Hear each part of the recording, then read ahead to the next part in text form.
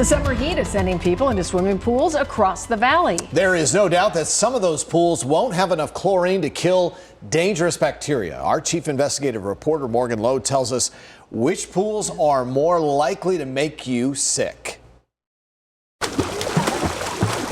It is a rite of summer, arguably a necessity of summer here in the valley. But that source of summer fun can also make you sick if there's not enough chlorine. It can go from the level it's supposed to be at to zero in a hurry. Gregory Epperson is the manager of the county's swimming pool program, where they inspect every public pool every month and every semi-public pool, hotels, condo complexes, and gyms twice per year.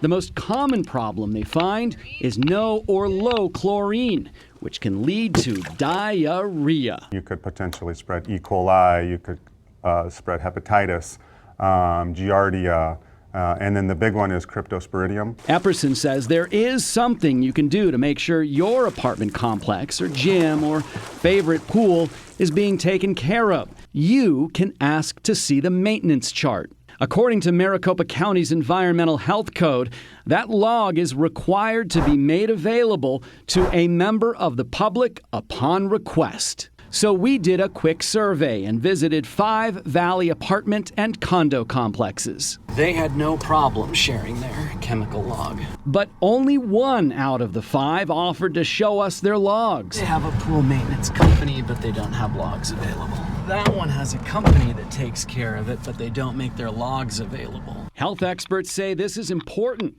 because the number of pool waterborne illnesses is increasing every year across the country.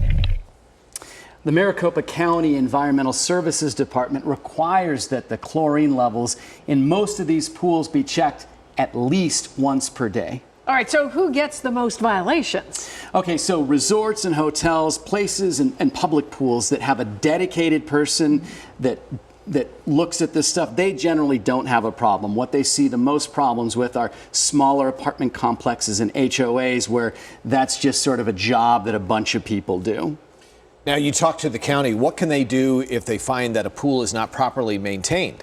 They'll shut it down until the problem's fixed. But the problem is when you have something like cryptosporidium that gets in the pool, that chlorine does not kill that, and that makes people sick all the time. Wow. We're probably going to have a lot of people asking to see the logs now at these places. All right, Morgan, thank you. And parents, 2 words, swim diapers. Hey, how do you know if you've been exposed to a sick pool? Well, the CDC says symptoms for crypto can show up about a week after the infection. The most common symptoms are diarrhea, stomach cramps, dehydration, nausea or vomiting, fever, and even weight loss.